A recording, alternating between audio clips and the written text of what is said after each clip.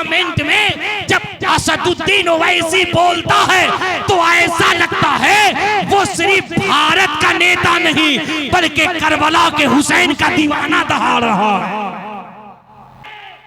बिहार का सबसे बदहाल इलाका है सीमांचल।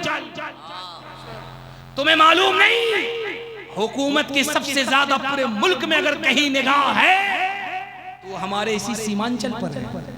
हमारे यहाँ चाय पी के नेता बनते हैं, हमारे यहाँ सुरती खा के नेता बनते हैं, हमारे यहाँ बीमल गुटखा खैनी खा के नेता बनते हैं। चाय पिएगा तो कहेगा हम भाजपा को खत्म कर देंगे, गुटखा खाएगा कहेगा हम नीतीश को खत्म कर देंगे, चाय पिएगा कहेगा हम रामविलास पासवान को खत्म कर देंगे, चाय पिएगा कहेगा हमको नरेंद्र मोदी को रोकना है। हम आपसे पूछते हैं, आपने ठेका ले रखा है बीजेपी को रोकने का, आपने टेंडर ले रखा है योगी आदित्यनाथ को रोकने का? ओ रोकने वालों, इनकी सरकार बनाना उनकी सरकार बिगाड़ना, सरकारें बन रही हैं बिगड़ रही हैं, तुम कहां गए?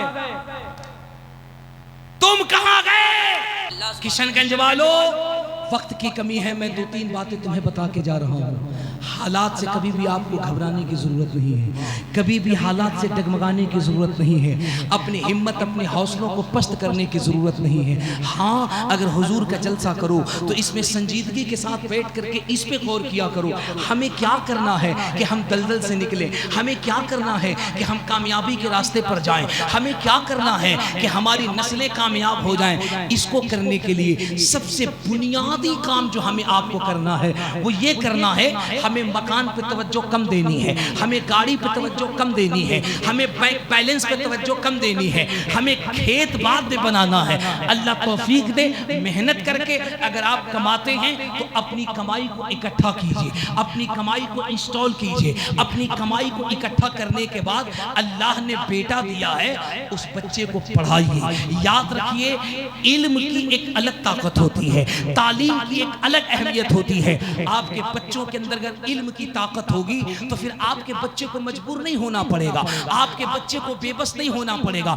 इल्म का एक अलग ही रंग है और इल्म की कोई हद नहीं है। अपने बच्चे को आलिम बनाइए, अपने बच्चे को कारी बनाइए, लेकिन रोने का मकाम ये है कि आपने मौलाना बना दिया, आप समझ गए मौलाना हो गए, काम खत्म हो गया। नहीं, बेशक हम आलिम बन गए, हम दीन और शरीयत का काम करेंगे, इसका मतलब ये नहीं कि हमारा तालीम कम हो गया। अगर बच्चा आलिम बनने के बाद फिर तैयारी करे, उसके बाद बीपीएससी निकाले, उसके बाद यूपीएससी निकाले, उसके बाद आईएएस निकाले, उसके बाद आईपीएस निकाले, फिर उसके बाद वो मेंस का एग्जाम दे, एग्जाम क्वालिफाई करे और एग्जाम क्वालिफाई करने के बाद नाम उसका अल्लामा शाहिद मिसबाही हो और जब वो एडीएम की कुर्सी पर बैठेगा तो लोग देखकर कहेंगे आलिम मुसल्ले की भी हिफाजत करता है और कुर्सियों पे बैठ करके अपने भारत के संविधान की भी हिफाजत करता है। बहुत अच्छा, बहुत अच्छा, बहुत अच्छा। पढ़ाइए। हमारे आपके मसले का सिर्फ एक हल है, पढ़ाई। लेकिन रोने का कम मामला ये है ना, हमारे यहाँ तालीम ही नहीं है। बिहार का सबसे बदहाल इलाका है सीमांचल। तुम्हें मालूम नहीं, हुकूमत की सबसे ज्यादा पूरे मुल्क में अगर कहीं निगाह है तो हमारे इसी सीमांचल पर है। आप कहां गए जहां इलेक्शन आया नहीं है? हाँ, सुभान अल्लाह, जहां आया नहीं मामला कि साहब ले सरकार दे सरकार। आखिरी जुमला, चूंकि वक्त नहीं है, मैं एक बात बताऊं, अहद करो 10 साल तक हमें किसी की सरकार से कोई मतलब नहीं, किसकी सरकार आए, किसकी सरकार जाए, किसकी सरकार बने, किसकी सरकार बिगड़े, वोट देना हमारा संवैधानिक हक है। वक्त आएगा हमारा दिल जिसको करेगा हम उसको वोट देंगे। 10 साल तक कान में तेल डालकर मुंह में ताला लगा करके 10 साल तक अपने बच्चों की तालीम पे मेहनत करो, शादियों के खर्च बचा के बच्चों के एजुकेशन पे खर्च करो। अल्लाह के इज्जत की कसम 10 साल के बाद तुम्हें भूखमरी का शिकार नहीं होना पड़ेगा, तुम्हें बदहाली का शिकार नहीं होना पड़ेगा, बल्कि तुम्हारे बच्चे इस कदर एजुकेशन में मजबूत होंगे कि दुनिया को कहना पड़ेगा कि पार्लियामेंट में जब असदुद्दीन ओवैसी बोलता है तो ऐसा लगता है वो सिर्फ भारत का नेता नहीं बल्कि करबला के हुसैन का दीवाना दहाड़ रहा है। बात को समझो, इल्म होगा तब बोलोगे। हाँ, इल्म होगा तब बोलोगे। इसलिए पढ़िए, इल्म हासिल कीजिए, एजुकेशन की तरफ जाइए, अपने बच्चों को पढ़ाइए, मेहनत कीजिए, ये जरूरी है। अभी कुछ लोग हैं जिनसे पूछा गया कौन असदुद्दीन ओवैसी, अब बताइए क्या कहें हम उनके बारे में। हम लोग तो बहुत इज्जत, वो कहते कौन ओवैसी। भाई किसी को किसी से सियासी इख्तिलाफ हो सकता है, किसी को किसी से पार्टी का इख्तिलाफ हो सकता है, इसका मतलब क्या है आप ये बकवास करना शुरू कर दीजिएगा। आप किसी की बातें भूल गए। अरे जरा संजीदगी से सोचो, कब तक किसी को ए टीम कहोगे, कब तक किसी को बी टीम कहोगे, कब तक किसी को सी टीम कहोगे। मैं जिम्मेदारी के साथ कहता हूं, मेरा सियासत से कोई लेना देना नहीं है, लेकिन भारत में अगर हम रहते हैं और भारत के संविधान को हम मानते हैं तो हमें अपनी बात कहनी होगी। मैं कहता हूं कौन असदुद्दीन ओवैसी, तो वही असदुद्दीन ओवैसी कि जिस वक्त ये एनआरसी पे भारत के मुसलमानों के हक का हनन हो रहा था तो पार्लियामेंट में गांधी का रिफरेंस दे करके जिसने हुकूमत की आंखों में आंखें डालकर बिल को फाड़ के चिथड़े कर दिया हो, वही असदुद्दीन ओवैसी। कौन असदुद्दीन ओवैसी? जो पार्लियामेंट से निकलता है तो उसके टोपी पे किसी पार्टी का निशान नहीं होता है, बल्कि आमिना का लाल मोहम्मद अरबी के कदमे पाक और नालेने मुस्तफा का निशान होता है। कौन असदुद्दीन ओवैसी? जो अपनी सभाओं में कहता है हमारी पार्टी से वही जुड़े, हमें वोट वही करे जो नमाजों का पाबंद हो। मेरे दोस्तों, गफलत से अपनी आंखों को खोलो, अपने सियासी शऊर को बेदार करो। इस भारत में चमारों का लीडर है, मुसहरों का लीडर है, निचले तबके का लीडर है, शेड्यूल कास्ट का लीडर है, सबका लीडर है। हमारा कोई नहीं है। क्यों? क्योंकि हम टेंडर लिए हैं, हम ठीका लिए हैं, हम चौधरी लिए हैं, हम इनको बनाएंगे, उनको बिगाड़ेंगे। और हालत ये है कि सीमांचल सबसे पसमानदा है, सीमांचल सबसे पीछे है। अब भी वक्त है, आधी रोटी खाइए, कम खाइए, मकान कम बनाइए, घर कम बनाइए, पैसा इकट्ठा कीजिए, अपने बच्चों को तालीम में इतना मजबूत कीजिए कि आपका बच्चा एजुकेशन की बुनियाद पर अपना फंडामेंटल राइट संविधान के रास्ते में रह करके छीनता हुआ नजर आए। अगर कामयाब होना है तो इल्म में मजबूत रहिए। मैं कमेटी को मुबारकबाद पेश करता हूँ। पूरा मजमा जरा हाथ उठा के जोर से कह दो सुभान अल्लाह, और मोहब्बत से कह दो सुभान अल्लाह। ये हमारी आपकी खुशबख्ती है कि आपकी सरजमीन पर, आपके इलाके में अल्हम्दुलिल्लाह ऐसे ऐसे हीरे हैं, ऐसे ऐसे लाल हैं। अल्हम्दुलिल्लाह हुजूर अल्लामा मुफ्ती शब्बीर अहमद साहब क़िबला पुरनवी, जिनकी ज़ात मोहताज़ तारुफ नहीं, हज़रत के बेशुमार किताब ऐसे हैं जिनको अगर आप पढ़ेंगे, जिनको हज़रत ने तसनीफ़ फरमाई है, तो आपको पता चलेगा कि ये ज़ात देखने में इतनी संजीदा है, लेकिन ये इल्म का हिमालय है, इल्म का हिमालय। हज़रत की एक किताब मुझे पढ़ने की सआदत हुई, मखज़न मालूमात। जी जी, क्या कमाल किया है हज़रत ने, अल्लाह अकबर। इतनी मेहनत हैं, एक एक सवाल के जवाब पर कई कई दलाइल, हदीस पाक से मवाद इकट्ठा करना, किताबों के दलाइल। अल्लाह सलामत रखे। मैं इसीलिए कहता हूँ ना कि जब इन गुलामों को देखते हैं तो आप कहते हैं जब मुफ्ती शब्बीर आलम पुरनवी का कमाल ये है तो जिन्होंने इनको खिलाफत दिया उस सरकार कला की अजमतों का आलम क्या होगा। जरा पूरा मजमा हाथ उठा के जोर से कह दीजिए ना सुभान अल्लाह। मैं जो बता रहा था बताऊं या रहने दूं? बताऊं या रहने दूं? हाथ उठा के जोर से सुभान अल्लाह। बाबा जी ने मुझसे पूछा कि बाबा सही सही बताइए क्या पढ़ा जाता है। मैंने कहा हज़रत बातें बहुत है, लेकिन 3 मंत्र मैंने पढ़ा। मैंने कहा आखिरी मंत्र पढ़ा जाता है। वो कहे कौन सा?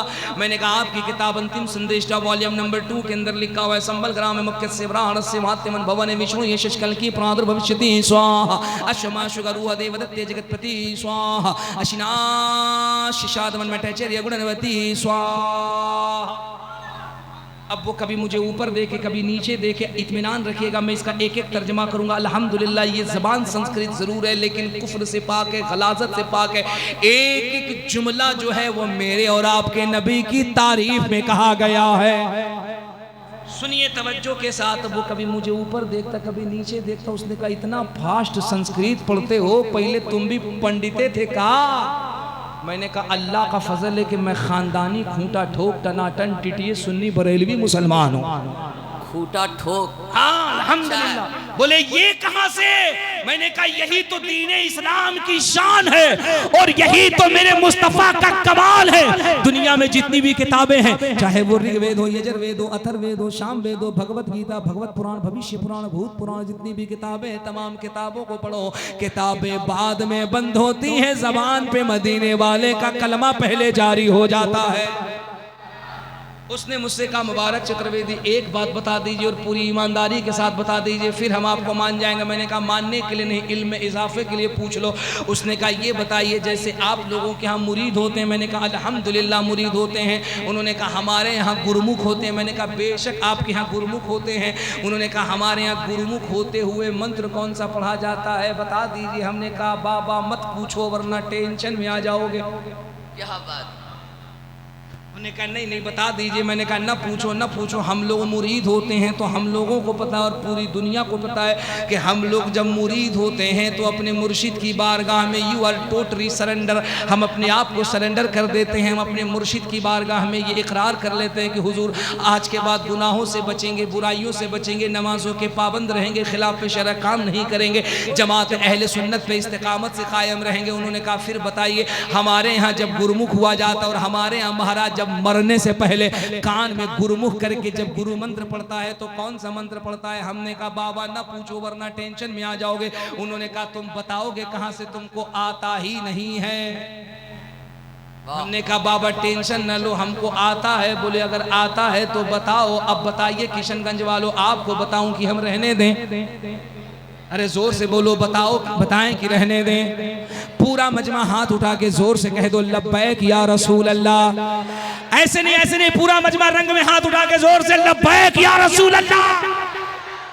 अल्हम्दुलिल्लाह हजरत देखिए, जो आपका मजमा रात में 12:30 बजे ऐसा लग रहा था अब जाएगा तब जाएगा, अब जाएगा तब जाएगा, अब ऐसा लगता है कि ये मजमा कभी नहीं बल्कि सुबह फजर तक यहीं डटा रहेगा। सुभान। चूंकि मैं हमेशा कहता हूँ रात 1 बजे के बाद या तो कोई सयाना जागता है या तो मुस्तफा का दीवाना जागता है। सुभान अल्लाह। अब उसने कहा कि बताइए ना को गुरुमुख होते हुए कौन सा मंत्र पढ़ा जाता है। अब किशनगंज वालों तैयार रहना। मैंने कहा मैं बताता हूँ मंत्र कौन सा पढ़ाया था। मैंने कहा बाबा आपके यहाँ जब मंत्र पढ़ाया जाता है तो जो पुरोहित होते हैं वो कान के अंदर आकर के शिष्य को कहते हैं, क्या कहते हैं? वो कहते हैं यहाँ न पचपात कचूरा कहू वेद पुराण सनवंत भा कहू संवत विक्रम दो अनंगा महाकोक नरस चतुपंगा तब से मानहु जंतु विकारी तिन को वंश भय अभितारी तब तक सुन दर मोदी को या बिना मोहम्मद पार ना हो। वो कहते हैं सुन दरा मुख कबल मुस्कान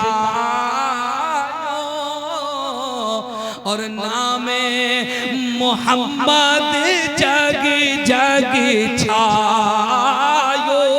वो कहते हैं ए मेरे शिष्य, ए मेरे भक्त, ए मेरे अनुयायी, मौत से पहले हम तुम्हारे कानों में ये कहते हैं क्या? यहाँ न पक्षपात कचूरा कहो, मैं पक्ष विपक्ष की बात नहीं करूंगा, वेद पुराण सनवंत भा कहो, धर्म मजहब वही बताऊंगा जो वेद पुराण का किताबों का है। मैंने कहा बाबा क्या है? तो वो अगला जुमला कहता है संवत विक्रम दो अनंगा महाकोक नृस चितुपंगा। मैं उसकी बात कर रहा हूँ जिसके आने की वजह से अंधेरे में उजाला आ गया है, बुराई के दौर में भी नेकियों का जमाना आ गया है। वो कहता है सुंदर मुख कवल मुस्कायो नामे मोहम्मद, नामे मोहम्मद जग जग छायो। वो कहता हम उसकी बात कर रहे हैं जिसका चेहरा 14वीं के चांद से ज्यादा खूबसूरत है, जिसके होंठ गुलाब के पंखुड़ियों से ज्यादा नाजुक है, जिसका नाम कायनात के कोने कोने में शामिल हो गया है। बरेली के ताजदार, जब इस बरेली के ताजदार ने यही इरशाद नहीं फरमाया बल्कि मेरे आला हजरत इरशाद फरमाते हैं या रसूल अल्लाह सरवर कहूँ के मालिक व मौला कहूँ तुझे, बागे खलील का गुले ज़ेबा कहूँ तुझे, तेरे तो वस्फ़ ऐब तनाही से है बरी, हैरा हूँ मेरे शाह मैं क्या क्या कहूँ तुझे। आखिर रज़ा ने खत्म सुखान इस पे कर दिया, खालिक का बंदा खल्क का आका कहूँ तुझे।